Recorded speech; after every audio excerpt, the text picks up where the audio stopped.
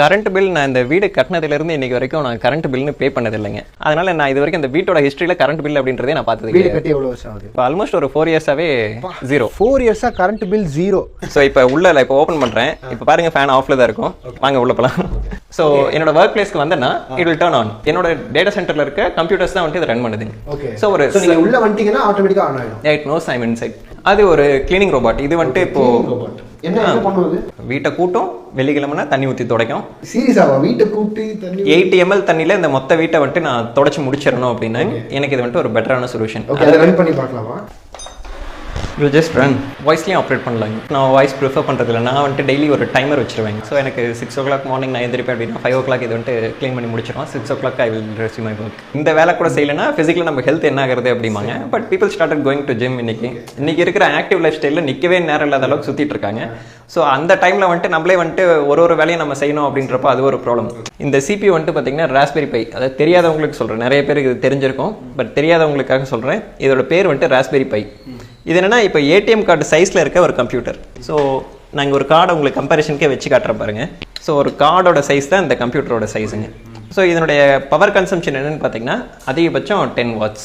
ஒரு full CPU, full dedicated CPU. நீங்கள் என்னென்ன ஆப்ஷன் நீங்கள் வந்துட்டு பார்க்குறீங்க எல்லாமே இருக்குங்க பாருங்க. டைப் சி யூஎஸ்பி இருக்குது பவருக்கு, மைக்ரோ HDMI இருக்குது, ஆடியோ அவுட்புட் இருக்குது, 4 USB போர்ட்ஸ் இருக்குது, லேன் கொடுக்கலாம், இன்பில்ட்டாக வைஃபை இருக்குது, ப்ளூடூத் இருக்குது. ஸோ ஒரு கிட்ஸ்க்கு நீங்கள் வந்துட்டு ப்ரோக்ராமிங் சொல்லி கொடுக்குறீங்க அப்படின்னா this is handy and affordable tool.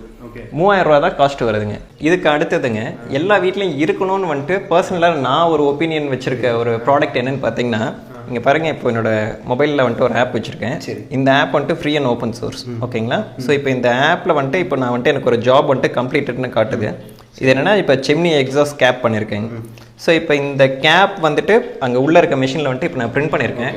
அது ரெகுலரான பிரிண்டர் அப்படின்னு பார்த்தீங்கன்னா ஒரு பேப்பரில் பிரிண்ட் வரும், கலர் பிரிண்ட் எடுப்பீங்க. ஸோ அந்த மாதிரியான இது இருக்கும். 3D பிரிண்டர்னு கேள்விப்பட்டிருக்கீங்களா? ஒரு பேட்டன்ட் டெக்னாலஜி. அது பேட்டன் பிரேக் ஆனதுக்கப்புறம் ப்ரூசா அப்படின்ற கம்பெனி வந்துட்டு அதை ஹெவியாக வந்துட்டு எவால்வ் பண்ணாங்க. ஸோ இப்போ இந்த 3D பிரிண்டர்னா என்னென்னு பார்த்தீங்கன்னா நீங்கள் இப்போ ஒரு விஷயத்தை நீங்கள் பார்க்குறீங்க, கம்ப்யூட்டரில் டிசைன் பண்ண தெரிஞ்சது அப்படின்னா யூ ஜஸ்ட் பிரிண்டட்.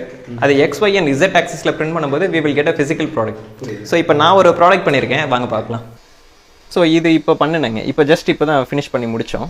ஸோ இப்போ இந்த ப்ராடக்ட் வந்துட்டுங்க இதை இப்போ எதுக்கு பண்ணியிருக்கேன்னு பார்த்தீங்கன்னா இது வந்துட்டு என்னோட சிம்னி எக்ஸாஸ்ட்டை வந்துட்டு நான் க்ளோஸ் பண்ணுறதுக்காக பண்ணேன்.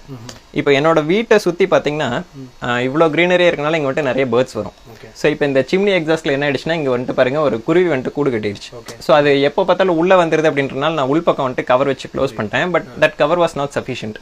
ஸோ இப்போ இதுக்கு என்ன பண்ண போகிறேன்னா எங்களுக்கு என்ஜினியர் கட்டும் போது என்ன பண்ணிட்டாருன்னு பார்த்தீங்கன்னா பைப்போட அந்த கனெக்டிங் சைட் இருக்கும் இல்லைங்களா? ஸோ அதை உள்ளே வச்சுட்டாரு. எனக்கு அது ஒரு ஆட் சைஸ் ஆகிட்டனால இப்போ அதனால் கேப் போட்டு க்ளோஸ் பண்ண முடியல. So I just made a design. இப்போ இந்த டிசைன் எடுத்து நான் அந்த கவரை ரிமூவ் பண்ணிட்டு இதை வச்சு இப்போ நான் க்ளோஸ் பண்ணேன் அப்படின்னா இட்ஸ் டன்.